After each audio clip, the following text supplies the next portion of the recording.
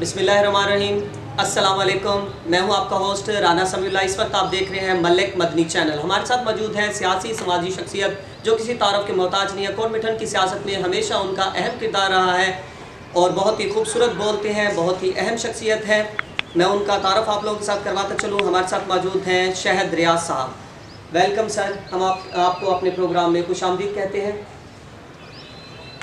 Sir, सबसे पहले जो है वो मैं आपसे डिस्कस करना चाहूँगा, जिस तरह कि आपका सियासत में हमेशा अहम किरदार रहा है, बैक स्टेज आपकी जो वैल्यू बहुत ज़्यादा है, बहुत ही वैल्यूएबल पर्सन है आप कोट मिठन की सियासत के अंदर। तो माजी की तरफ मैं आपको लेकर जाना चाहूँगा। आपने सियासत का आगाज़ कब किया और किस तरह किया सर? हस्बुनल्लाह व निअमल वकील। बिस्मिल्लाहिर्रहमानिर्रहीम। ऐसा है समी कि जब मैं अपने लड़कपन में था तो यहाँ हमारे शहर कोट मिठन में दो सियासी घर थे। जैसे मुल्क में देखते थे ना हम कि पीपल्स पार्टी है तो नून लीग है और किसी की स्पेस नहीं होती थी, तो उस वक्त भी हमारे शहर में कुछ दो घर ऐसे थे जिनके अलावा किसी की स्पेस नहीं होती थी। लिमिटेड ऑप्शंस थी। बड़े लिमिटेड ऑप्शंस थी। और हुआ यूं कि फिर मुझे अपने घर के फैमिली पर्सन में से किसी एक का शनाख्ती कार्ड बनवाना था। तो मेरे बाबा मुझे सुबह सुबह उठाते थे बिल्कुल अजानों के वक्त और कहते थे जी जाएं चेयरमैन साहब के दरवाजे पे और वो शनाख्ती कार्ड का पता करें। मैं 7 दिन मुतवातिर जाता था, एक साहब के दरवाजे पे जाता रहा, सिर्फ इसलिए कि मैंने अपनी फैमिली के एक आदमी का शनाख्ती कार्ड बनवाना था। और 7 दिनों तक मुझे अनफॉर्चुनेटली यूँ ट्रीट किया जाता था कि जैसे मैं कोई बहुत बड़ी इमदाद मांगने के लिए आया हुआ हूँ उनके पास। तो वो पत्नी अंदर से वो एक लिबर्टी थी या जवान होने वाली एक बगावत थी, क्या उसे नाम दें। तो उसके बाद 8वें दिन जब वाले साहब ने मुझे उठाया कि आज जाओ और शनाख्ती कार्ड का पता करो, तो मैंने कहा कि बाबा अब शनाख्ती कार्ड खुद बनवाएंगे। और ये वो दौर था जब एक सिपाही को दरवाजे पे भेज दिया जाता था तो पूरा ख़ानदान जो है ना वो शाम तक बैठा होता था उनके पास मिन्नतें समझते करने के लिए। तो वो फिर यही एक मेरे जहन में था कि एक सिपाही से क्या डरना, क्यों ना इंस्पेक्टर के सामने बैठ के डायलॉग किया जाए। तो बस वही एक जो लिबर्टी थी या बगावत थी उसने मजबूर किया कि मैं भी थोड़ा सा अपने लोगों को इस शऊरी दुनिया में लेके आने की एक रीज़न बनूं। एक पॉलिटिकल शऊर अगर मैं दे सकता हूं तो वो बड़े बड़े मुश्किल हालात थे, कठिन दौर था। मैं सफ़ेद पोश सा आदमी था। ये सारा सरमायादाराना किस्म का खेल था। तो शायद मैं उन फैमिलीज़ को बहुत ज़्यादा डिस्टर्ब तो नहीं कर पाया, लेकिन इतना था कि एक तरह का उनको साइकोलॉजिकल टार्चर ज़रूर मिलता था मेरी वजह से कि ये कहाँ से लड़का आ गया और इसने क्या हमें चैलेंज करना शुरू कर दिया है। उनको ये था कि कोई अवेयर पर्सन है इस वक्त जो अवेयरनेस पैदा करना चाह रहा है लोगों के अंदर। ऐसे ही और इत्तेफाक ऐसा हुआ कि उन दिनों जो मुल्क का सेटअप होता था तो उसमें कोई मिनिस्टर ऐसा भी बन जाता था आदमी जो मेरे ज़ाती कॉन्टेक्ट में मेरे साथ उनका अच्छा ताल्लुक होता था। तो वो 2-4 दफ़ा एवं ही बस वो हर महीने 1.5 महीने के बाद कोई ना किसी मिनिस्टर का मेरे पास आ जाना, तो वो फिर वो उन सफ़ों में बड़ी बौखलाहट पैदा हो गई कि ये क्या है। और बस वो वहीं से एक सिलसिला शुरू हुआ था और मकसद यही था कि अब कम से कम शनाख्ती कार्ड अपने ख़ुद बनवाने चाहिए। और आज अल्हम्दुलिल्लाह शनाख्ती कार्ड अपने ख़ुद बनवा लेते हैं। सही। अच्छा, आप सोशल हुए आपने बताया और आपके जो रेफरेंसेस थे वो भी स्ट्रॉन्ग हुए। तो मेरा जो क्वेश्चन था वो इस तरह था कि आपने किस सियासी पार्टी के साथ जो है वो आगाज़ किया था सियासत का? एक्चुअली ऐसा है कि मेरा अगर पार्टी का देखें तो Muslim League Nawaz was the first party in my life. क्योंकि मेरा ताल्लुक़ था मरहूम जनरल ज़ियाउल हक साहब की फैमिली के साथ, उनके घर के साथ। तो वो नेचुरली अलायंस उनका वहीं पे था। एंटी पीपल्स पार्टी एक हमारी थी, सिलसिला था हमारा। तो मुल्क में अगर देखें तो ऐसे था, लेकिन हमारे इलाके में फिर ये पॉलिटिकल पार्टीज़ जो है ना वो बेअसर हो जाती थी। यहाँ पे शख्सियात की पॉलिटिक्स होती थी, अब भी वही होता है, अब भी ऐसा ही होता है। तो शुरू से ही मेरा जो इलाकाई तौर पर जिस ग्रुप से मेरा ताल्लुक़ बना वो सरदार नसरुल्लाह खान साहब के साथ रहा। अब बीच में एक टेन्योर ऐसा आया जब मैं अपने ग्रुप की वजह से मजबूर हुआ, जिस ग्रुप में मैं शहर में मैं एग्जिस्ट कर रहा था, उसकी वजह से मैं उस ग्रुप से सरदार नसरुल्लाह खान ग्रुप से दूर रहा। आतिफ़ खान साहब के साथ हमारी एफिलिएशन रही, लेकिन अगर देखा जाए एज ए होल तो मोस्ट ऑफ द टाइम जो है वो सरदार नसरुल्लाह खान साहब के साथ उनके सियासी ग्रुप में मेरा वक्त गुजरा है और अब तक गुजर रहा है। अच्छा, आपका जो है वो ज़्यादा वक्त अगर हम लोकल लेवल पे देखें तो सिटी लेवल पे जो है वो कमाल फरीद ग्रुप के साथ आप काफ़ी अर्सा रहे और आप स्ट्रॉन्ग जो है वो पर्सन थे उस ग्रुप के और काफ़ी की पर्सन के तौर पे आप जाने जाते थे। लेकिन अक्सर ये सवाल लोगों के जहन में है कि उस ग्रुप को छोड़ने की रीज़न क्या थी, उसकी कोई वजह क्या थी, क्या आप शेयर करना चाहेंगे? ऐसा है सभी कि मेरा ज़ाती ताल्लुक़ रहा है कमाल फरीद मरहूम से, अल्लाह उन्हें गरीक़ रहमत करे। मेरा बहुत ही अच्छा दोस्त था, बल्कि मैं अगर ये कहूँ कि वो हर अच्छी चीज़ को सोचते हुए या हर मुश्किल लम्हे में आते हुए वो कांटेक्ट उसका मेरे साथ ही होता था। लेकिन ऐसा भी हुआ है कि हम दोस्त बहुत अच्छे रहे हैं, लेकिन एक ही वक्त में हम अच्छे दोस्त भी होते थे और अच्छे सियासी मुखालिफ भी होते थे। हम इखलाकी कदरें पामाल नहीं करते थे। हमारा ज़्यादा वक्त जो है सियासी तौर पर मुखालिफत में गुजरा है। वो एंटी नसरुल्लाह दरीशक होते थे, मैं प्रो नसरुल्लाह दरीशक ग्रुप होता था। लेकिन ऐसा भी हुआ है कि इलेक्शन आया, कैंपेन की, मैं अपने ग्रुप की खातिर कैंपेन कर रहा था, जलसे पे स्पीच कर रहा था और कमाल फरीद दूसरे शहर के किनारे पे अपने ग्रुप की खातिर स्पीच कर रहे थे। तो जब ग्रुप की स्पीचेस ख़त्म होती थी, जलसा ख़त्म होता था, तो एक दूसरे को कांटेक्ट करके बुला भी लेते थे, कहीं बैठ के चाय भी पी लेते थे। वो मुझे बताते थे कि मैंने स्पीच में ये कहा, मैं उन्हें बताता था कि मैंने स्पीच में ये कहा, लेकिन अपने ग्रुपों से हमने मुनाफ़कत कभी नहीं की। वो अपने ग्रुप की खातिर पूरा फ़ाइट करते थे, सियासी फ़ाइट होती थी, मैं अपने ग्रुप की खातिर सियासी फ़ाइट करता था।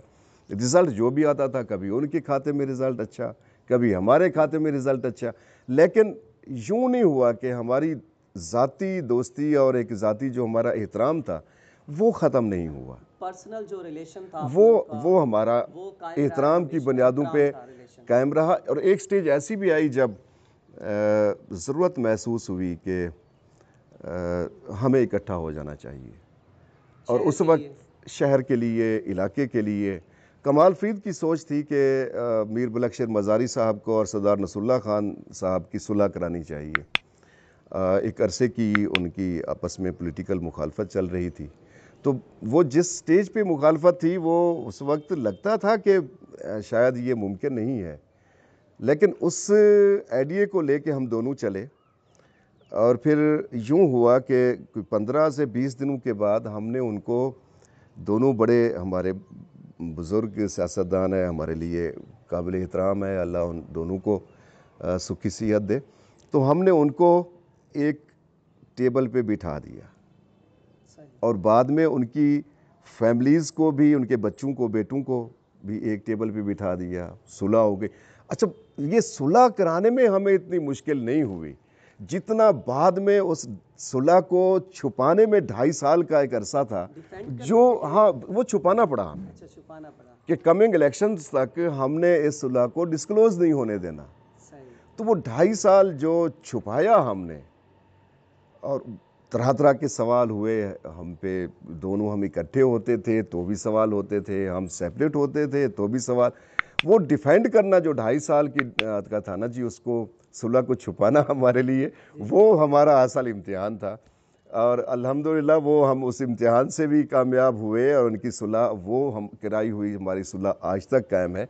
और जब वो बड़ों की सुलह हो गई तो ग्रुप लेवल पे नीचे शहर में भी फिर हम इकट्ठे ही हो गए, तो फिर उसके बाद हमने पॉलिटिकली शहर में भी इकट्ठे ही सारा कुछ किया। एक चीज़ है कि कहा जा रहा है कि आप जो इस वक्त शहीद कमाल फरीद ग्रुप से जो है आप रूठे हुए हैं और नाराज़ हैं, तो कहा जाता है कि रूठा हुआ जो है उसको मना लिया जाए तो वो मान भी जाता है, तो आप किन शराइत पे जो है वो मान जाएंगे?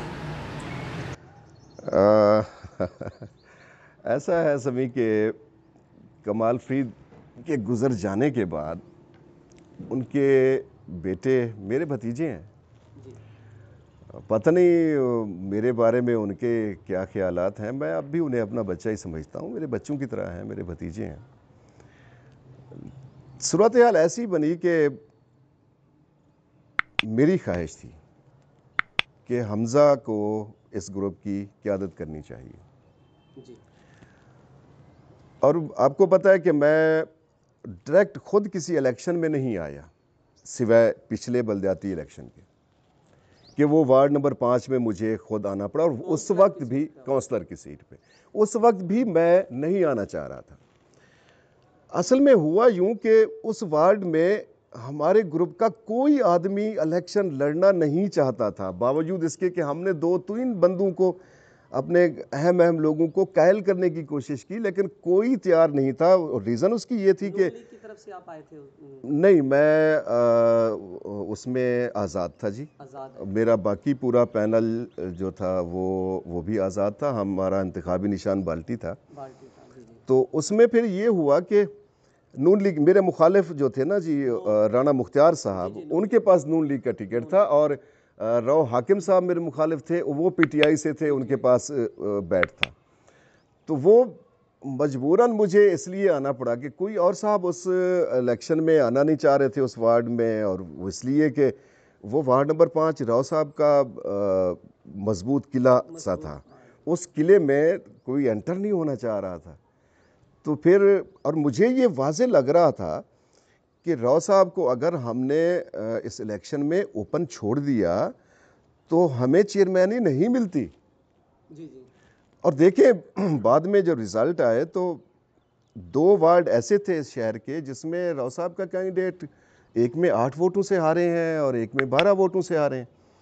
और मेरे ख्याल में अगर मैं उन्हें उस अपने वार्ड में ना फंसा देता, मैं उनके खिलाफ कैंडिडेट ना आता, तो राव साहब के लिए कोई मसला नहीं था वो 2 वार्ड लेके कामयाब होके ले जाना। और फिर होता क्या कि वो 4 ऑलरेडी कामयाब करा गए, 2 ये हो जाते, 6 उनके पास, 5 हम, तो चेयरमैन ही गई थी हमारे हाथ से।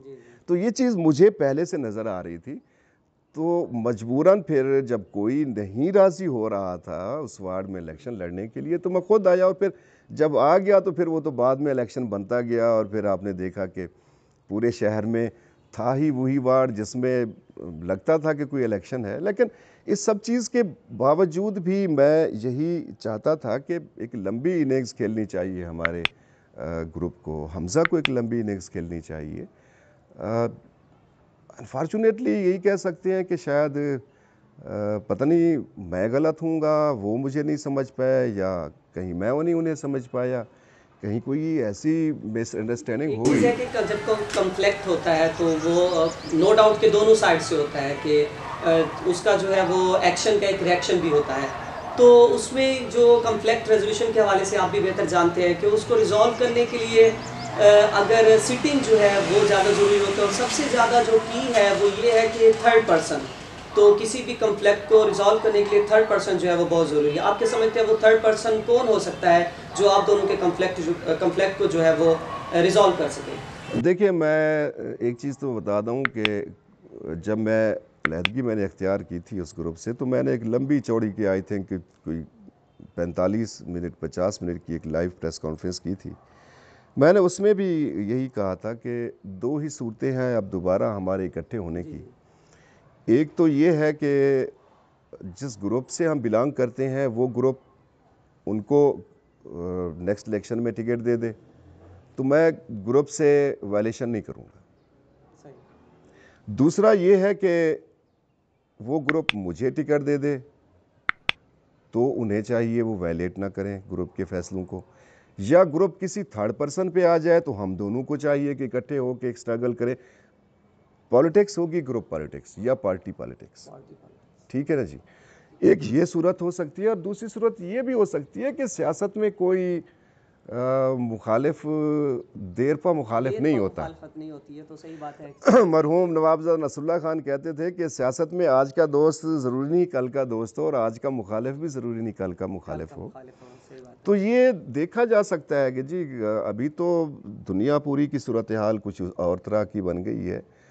जब पॉलिटिक्स सरवाइव करेगी, वापस आएगी, जब रूटीन की लाइफ वापस आएगी, तो उसमें फिर ये उस वक्त करने के फ़ैसले हैं समी के शहर के मफाद के लिए हमारा अलहदा रोल अच्छा रहेगा या हमारा इकट्ठे होकर रोल अच्छा रहेगा, ये उस वक्त। लेकिन एक चीज़ मैं बता दूं, जो भी फ़ैसला होगा कोट मिठन के मफाद के लिए। चलिए जी, अच्छी बात है कि जो भी फैसला होगा कोट मिठन के मफाद के लिए होगा। लेकिन अगर आपने कहा कि वक्त आएगा तो उसमें ये डिसाइड करेंगे कि अगर अलहदा होते हैं, तो अगर अलहदा होते हैं तो फिर उस सूरत के अंदर जो है वो आप किस सीट के लिए जो है वो इलेक्शन लड़ना चाहेंगे, चेयरमैन के लिए या नायब चेयरमैन के लिए? क्योंकि आप पहले बता चुके हैं कि आप काउंसलर के लिए तो डायरेक्ट इलेक्शन लड़ चुके हैं, लेकिन चेयरमैन के लिए डायरेक्ट लड़ेंगे या नायब चेयरमैन के लिए? देखिए समी, अगेन मैं यही कहूँगा कि ये फ़ैसले ग्रुप लीडर पे छोड़ देने चाहिए। ग्रुप लीडर चाहेंगे तो मुझे किसी पोजीशन पे इलेक्शन लड़ने का मौका देंगे, और अगर मुझसे बेहतर कैंडिडेट ग्रुप लीडर के पास होंगे तो मैं सपोर्ट करने को भी तैयार हूँ। ये फ़ैसले ग्रुप पे और ग्रुप लीडर पे छोड़ देने ज़्यादा बेहतर हैं। अगर मेरी ज़ाती ख्वाहिश देखी जाए तो जाहिर है जी, मैं भी इस दुनिया का रहने वाला हूँ, और मैं तो यही चाहूँगा कि मैं अगर इलेक्शन कॉन्टेस्ट करूँ तो चेयरमैन की सीट पे इलेक्शन कॉन्टेस्ट करूँ।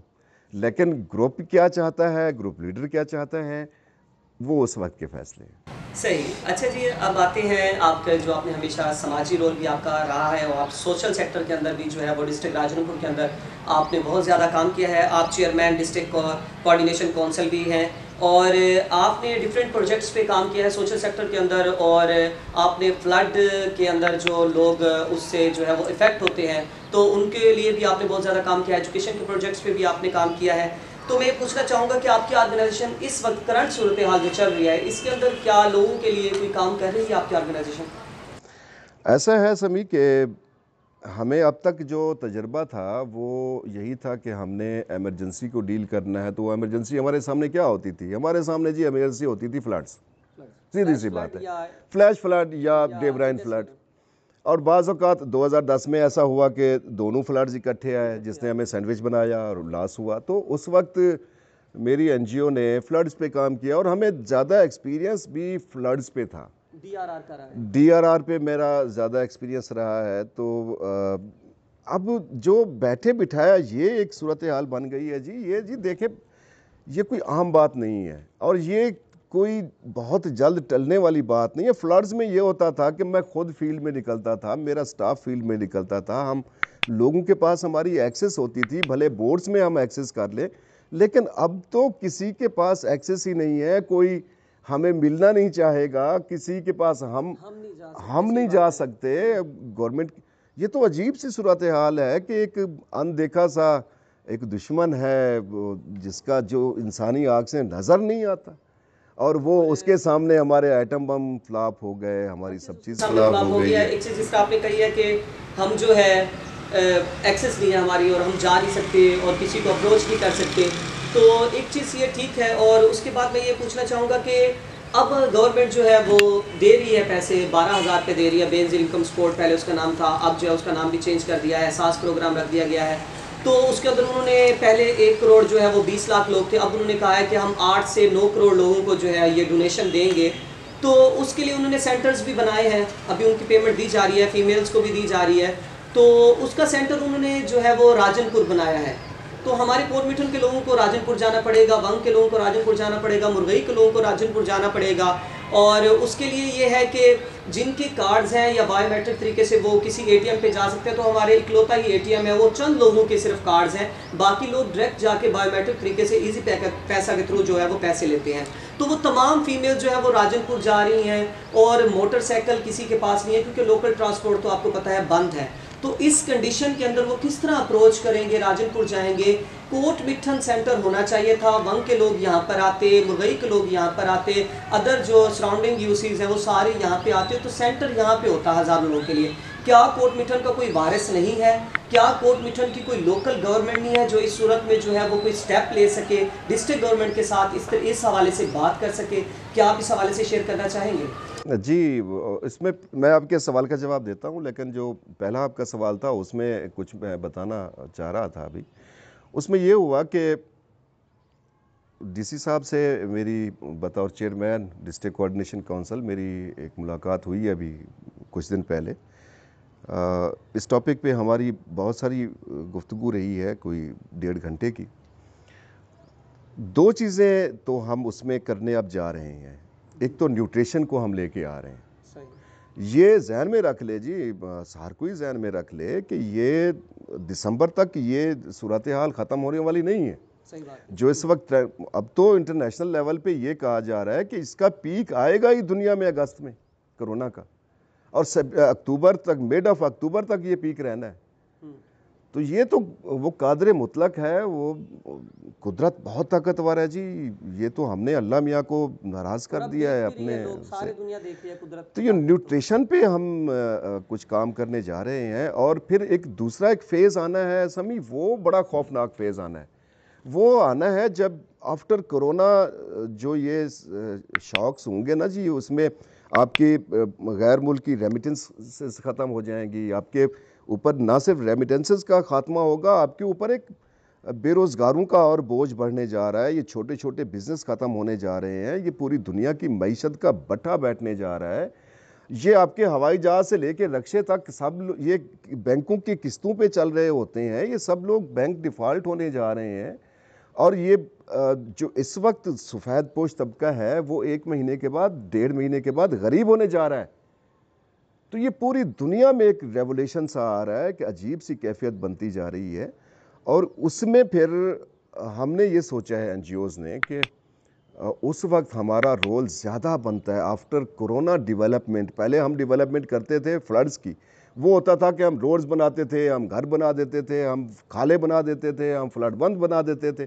अब वो मुख्तलिफ किस्म का डेवलपमेंट, रिहेबिलिटेशन समझ लें, इसे डेवलपमेंट समझ लें कि अब लोगों की मईशत को हमने उठाना है। वो हम माइक्रो फाइनेंसिंग में आ जाएं, बिलासूद कर्ज देने में आ जाएं, लाइक अखुवत, और इस तरह का कोई पैटर्न बना के उस पर काम हो रहा है। इंशाल्लाह बहुत जल्दी वो उसको हम अनाउंस करेंगे। और दूसरी बात जो आपने की, बिलाशुबा ये बिल्कुल बात आपकी ठीक है। मेरी अब भी परसों चौथ डीसी साहब से मैंने रिक्वेस्ट भेजी है मुलाकात के लिए, तो उसमें मैं इस बात को ज़रूर मैं डिस्कस करूँगा। लेकिन अब बात ये है कि ये अचानक से सारी आफत पड़ी है। कोई भी दुनिया की गवर्नमेंट इसके लिए तैयार नहीं थी। जितना अफरा तफरी हमारे पास है, इससे ज़्यादा अफरा तफरी में इस वक्त अमेरिका है, यूरोप है। हम फिर भी कोई ना कोई सिस्टम हमारा नज़र तो आ रहा है, वहाँ तो कोई सिस्टम ही नहीं रहा, सब कुछ कोलैप्स कर गया। तो गवर्नमेंट इतनी इसके लिए तैयार नहीं थी। इन चंद दिनों में गवर्नमेंट ने अगर 17,000 सेंटर्स बना दिए हैं पाकिस्तान में, तो मेरे ख्याल में इतनी जल्दी में ये भी ठीक है। लेकिन अब इसको आहिस्ता आहिस्ता इस दायरे को एक्सपेंड किया जा रहा है, मेरी इतलात हैं। आई थिंक कि शायद इसमें इजी पैसा कोई भी इन्वॉल्व किया जा रहा है। इसमें कुछ और 2-4 बैंक्स भी इसमें डाले जा रहे हैं, तो वो सूरत हाल बेहतर हो जानी है, 2-4 दिन तक बेहतर हो जानी है। लेकिन हम बहरहाल डीसी साहब से ये बात ज़रूर करेंगे कि वो जल्दी है सेंटर एक यहाँ बन जाए कोट मिठन में। तो आपकी बात ठीक है कि यहाँ की अच्छी खासी पॉपुलेशन है जो राजनपुर जा रही है, और वहाँ पे भी रश बढ़ रहा है। वाली शॉप्स वालों को वहाँ पे उनकी मशीन्स रखी हुई हैं, वहाँ पे बुलाया गया है बाकायदा उनको। तो जो यहाँ के लोकल थे, इनको जो है वो हाई स्कूल या किसी और जगह पे बिठा ये किया जा सकता है। और इंशाल्लाह बहुत जल्दी यहाँ पे भी थी, अगले 2-4 दिनों में इंशाल्लाह यहाँ पे ज़रूर सेंटर बनेगा, इंशाल्लाह बन जाएगा।